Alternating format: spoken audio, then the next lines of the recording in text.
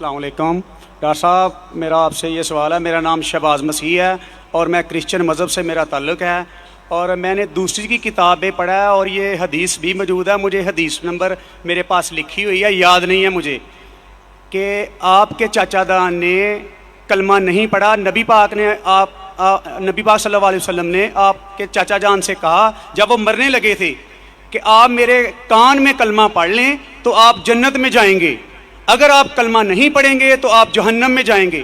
میرا آپ سے یہ سوال ہے، کیا آپ کا سارا خاندان، نبی پاک کے والدین، نبی پاک جب پیدا ہونے والے تھے تو 6 ماہ پہلے آپ کے والد فوت ہو گئے تھے، اور 6 سال بعد آپ کی والدہ، 40 سال بعد آپ کو نبوت ملی ہے.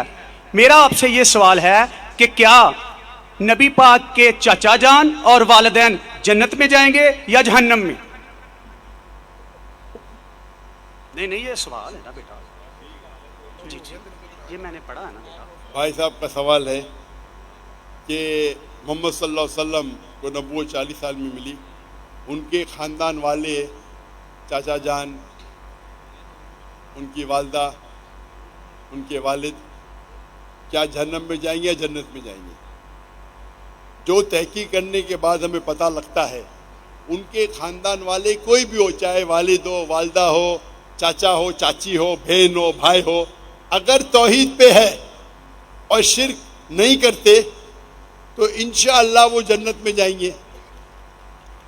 2 نمبری کر گیا کلمہ جڑا پڑھنا. اللہ کے رسول کے آنے کے پہلے، اللہ کے رسول نبوت اعلان کرنے کے پہلے، اگر کوئی شخص اللہ پہ یقین رکھتا ہے، ایک اللہ کی عبادت کرتا ہے اور شرک نہیں کرتا ہے، اس ٹائم اللہ کے رسول نے نبوت کا دعویٰ نہیں کیا تھا، تو نبوت ضروری نہیں تھی کہ محمد صلی اللہ علیہ وسلم پہ ماننا جنت میں جانے کے لیے.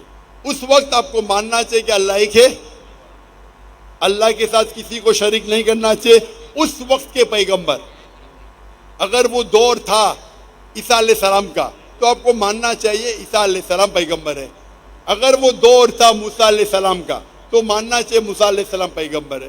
اگر کوئی دوسرا دور تھا، لیکن لازم ہے کہ آپ کو ماننا چاہیے کہ اللہ ایک ہے اور اس کے ساتھ کسی اور کو شریک نہیں کرنا چاہیے. تو آپ کس کی بھی تحقیق کرو، والد، والدہ، بھائی، بہن، جو بھی ہے،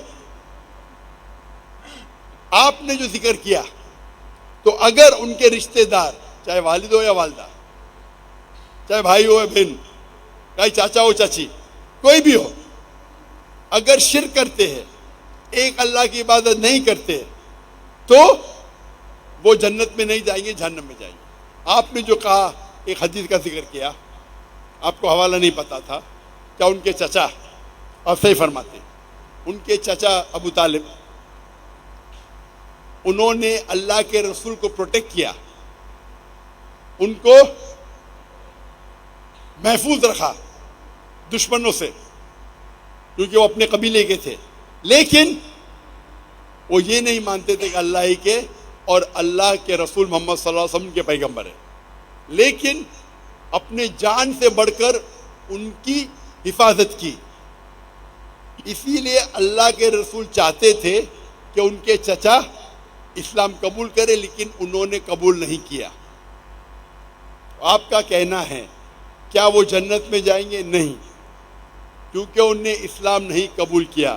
اللہ کے رسول نے اپنے رسالت کا اعلان کر چکے تھے، وہ ان کی حفاظت کیے، ان کی مدد کی، اپنے جان سے بڑھ کر کی. لیکن کیونکہ انہوں نے ایک اللہ اور اللہ کے رسول کو یہ نہیں مانا کہ وہ اللہ کے رسول تھے، اسی لیے وہ جنت میں نہیں جائیں گے. مفسرین یہ کہتے ہیں، محدث یہ کہتے ہیں کہ ان کو سب سے کم دوزخ میں سب سے کم سزا ملے گی، یہ ان کی تشریح ہے. لیکن کیونکہ وہ اللہ کے رسول کے پیغام کو ایکسیپٹ نہیں کیے، وہ نہیں مانتے تھے کہ محمد صلی اللہ علیہ وسلم اللہ کے رسول ہے، اسی لیے وہ جہنم میں جائیں گے. تو رشتہ دار ہونے کی وجہ سے کوئی اللہ کے رسول کے یا کوئی اچھے انسان کے آپ کو جنت نہیں ملیں گی. جنت میں جاننے کے لیے آپ کو ماننا پڑے گا کہ اللہ ایک ہے اور اللہ کے آخری رسول محمد صلی اللہ علیہ وسلم.